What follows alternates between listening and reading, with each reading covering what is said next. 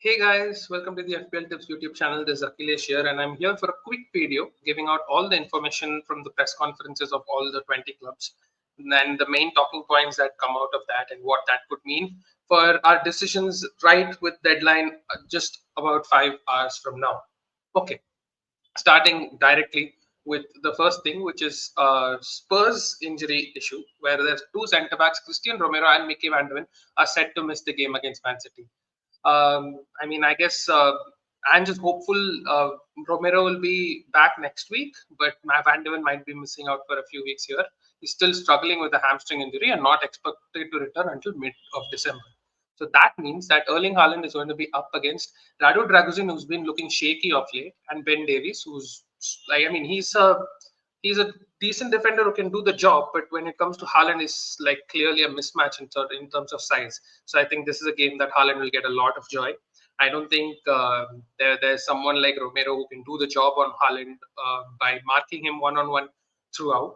So that's the reason I feel like this is a game where Haaland captaincy could really work out. And as a non-Haaland owner, I'm really dreading this week, and I think Haaland will get points finally. And that means that whoever has Haaland and maybe not Salah, and come to Salah's captaincy as well later in this video. But those who have Haaland and not Salah should definitely go ahead and captain Haaland, as I think there will be goals for Man City this game. While we are talking about whether there'll be goals for Man City, the other thing is about Man City is whether they can keep clean sheets, and this is the injury issue with Man City right now. Last week we saw a lot of like the last game week we saw a lot of injury issues with John Stones out, Manuel Akanji out, Ake out, Diaz out. So some hopeful news over here is that Stones and Manuel Akanji have trained good, and that happened day before yesterday. And then Ake is coming back also training. So these three centre backs are back and maybe fit. This could mean that Lewis might or might not start. So that's the thing on the defense, because Walker and Guardiola will probably start this game. Walker they need because they're looking a little leaky, and Stones. I'm not sure how fit Ake is, so that will bring a lot about Lewis starting or not. But the other thing is, Diaz is still out, so that's there to be mentioned. But the other thing that's come out new is Kovacic has been out for 3 to 4 weeks. So Kovacic was controlling the midfield in the absence of Rodri. Although Gundogan was along with him, but Kovacic was like sort of the mainstay in that team while once Rodri went out. And sometimes you've seen Gundogan play with him, sometimes you've seen Lewis play with him. So I think that's a miss. So I'm not sure if Lewis will be playing midfield uh, because of this. Maybe they will want control through Lewis. Maybe they play John Stones in midfield. So that's sort of a bit of an uncertainty, but it does sort of rise in the chances of Lewis starting. But that being said, I don't think Kovacic not being there is going to be great for Man City's defense. And they are also like it's a lot of moving parts, so I'm not very confident about their clean sheet. That's why I personally will be benching Lewis, but I think there is a good chance he starts this game. So that's the Lewis part covered over here.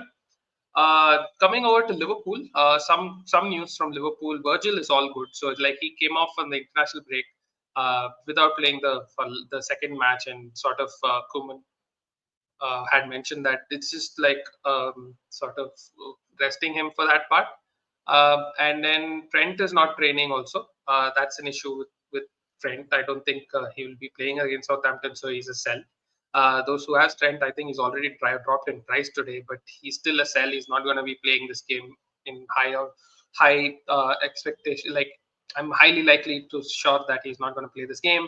Arne Slot has also said that Alisson and Diogo Jota are out for the Real Madrid game, which is sort of the right next game after the Southampton game, and where Trent could be a 50-50. So Trent could come and play that game, but he's not going to play the game the weekend.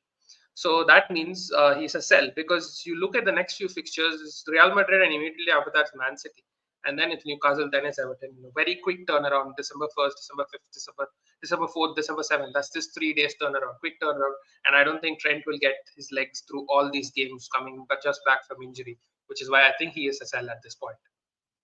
And the other main Liverpool thing, which same for Haaland, now coming to Salah, Aaron Ramsdale and Jan Bednarek are out for a number of weeks. So both their main experienced customers in their defense and goalkeeper are not going to be there. So that also is going to be playing in Salah's favor. Also being said that The left-hand side is where Southampton concede all their chances. So Salah's captaincy is looking very, very good. I was less likely to captain last week, but now I'm very, very confident in captaining Salah in this week, and I think he should be the most captain player, and I think he'll also be expected to score the most points. So he looks very likely to score a lot of points against Southampton this week.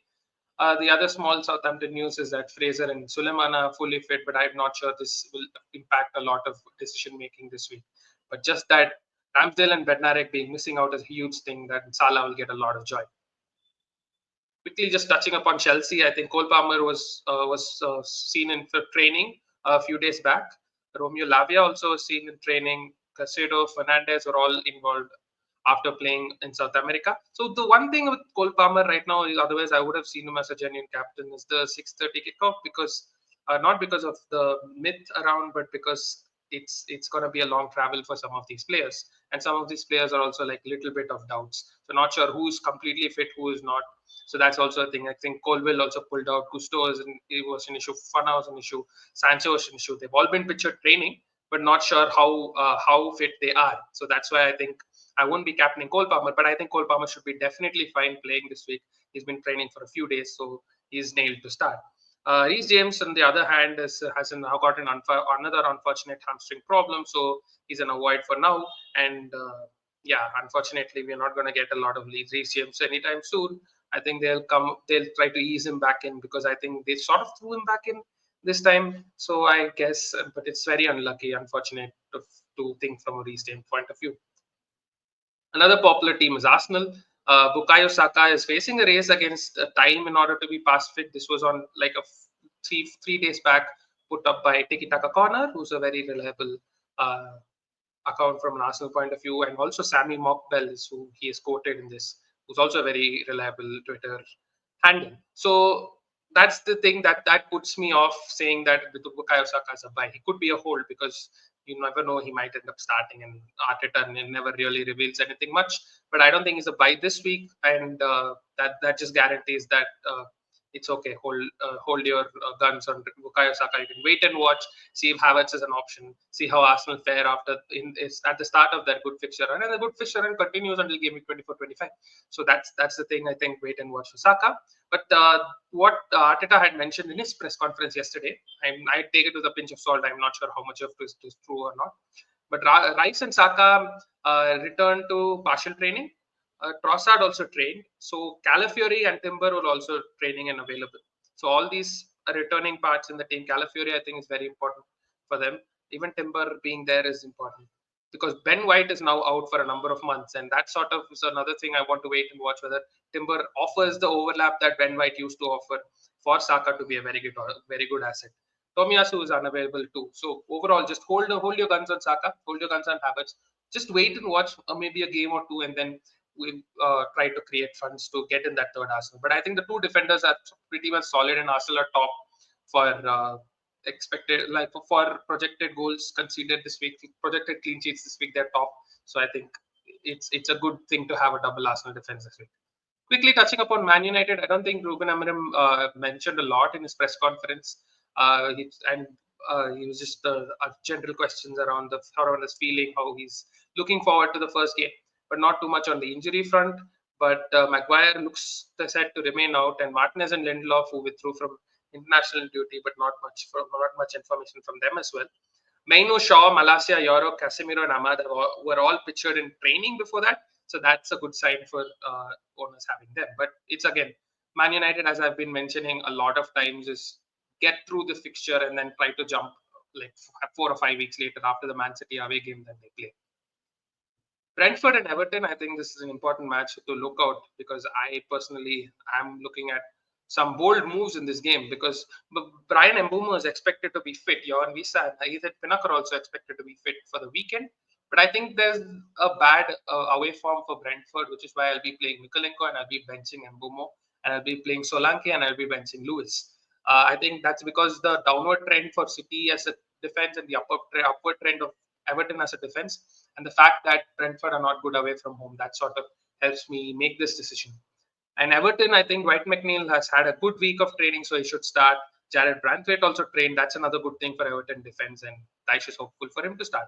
Broya and Chermiti are back, but Gameweek 12 comes too soon for them because they were long-term absentees. While Coleman, Garner, and Irok Bonham are out.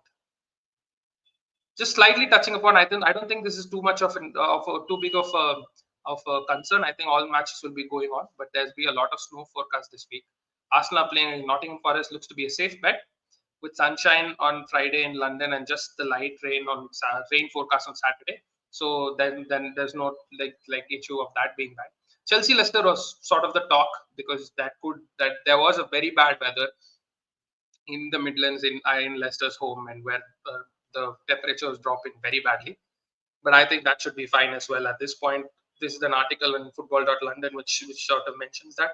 Tottenham's visit to Etihad also comes with yellow weather warnings. The cold weather persisted throughout Friday in Manchester with temperature very similar to Leicester. And on the Saturday, yellow warnings of rain and snow have been set from 4 a.m. to 9 a.m. to the next day. So they might be playing through the snow, and that could be very good for Haaland as well, because it's going to be very hard to defend. This highlights possible travel delays when heading up north. So that's also there.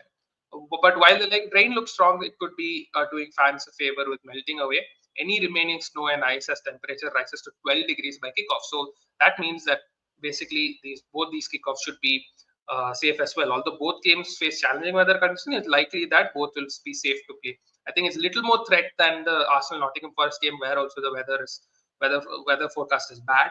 But I think these games also are likely to go ahead. So I don't think there'll be any games cancelled and having a future double game for that for what we know. But that's just the information we have. Okay, quickly going through the other press conference that I have not touched upon. Arsenal have touched upon. Aston Villa, Konza, Ramsey, Onana, and Kamara are all out for Game Week 12.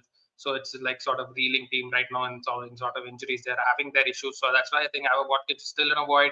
Cash and Barkley are in contention though. So I think they have their replacement sorted. For Bournemouth, Semenyo is the main guy who's past fit. For whoever yellow flag with Semenyo, just start him. He's going to play. Kirkes is also past fit. Otara could return as well. Christie is suspended while Sinistra, Scott, and Araujo remain out. For Brentford, as we touched upon that, Brighton, Dunk is close. He could play. So maybe if whoever wants to punt on him can go. He's just 4.3. Hinchelwood is a doubt though. Kadioglu sideline, Webster and March nearing returns. Chelsea we touched upon. Crystal Palace, Hughes, Richards and Lerma return. So that's very important for Crystal Palace. Decore is ready to start. So some signs of Crystal Palace returning to full fitness. While Eze has traveled but has trained but won't travel. Maybe next week is when we see Eze again. Everton we touched upon. Fulham's just simple thing. One midfielder is out. One midfielder is back. So Lukic is back. Reed is out for 5 to 6 weeks. Ipswich, Greaves. Some of us have Greaves is back. And he's trained along with Hutchinson, so he could be back starting games again, and Ipswich could be slightly a better defense. Phillips to have a late fitness test. For Leicester, Fatawu was out for the season, and it's a shame. He was playing really well of late. Buonanotte was been suspended. Daka is available, and Ayu Vardy may be available too because like some small issues. For Liverpool, we touched upon Man United, Man City. We've touched upon Newcastle quickly going. Kraft is out for 6 to 8 weeks. Wilson and Trippier will be assessed ahead of Monday's fixture, but I don't think either of them start. Nottingham Forest, for them, Danilo and Sangare are the only definite absentees. For Southampton, we touched upon. Spurs, we touched upon. West Ham, there's a couple of unnamed players, slight doubts for the Newcastle trip, which makes me confident with having an Isak. Fulkrug is out. Kudus continues to serve a suspension, and Alvarez is back. Wolves, quickly, Santiago Bueno will be in the squad, but O'Neill mentioned a few things to check, but didn't reveal too much, so we don't have much over there. I think Cunha and Strandlas and Ait Nouri should be fit for the game ahead. So that's it from the quick press conference video, guys. And if you did like the video, please hit the like, share, subscribe button, and we'll be coming back with more. I think I'll try to come up with a deadline stream as well today. So please do tune in if you're viewing and want a lot of last minute question answers decisions to make. So until then, cheers. Thank you.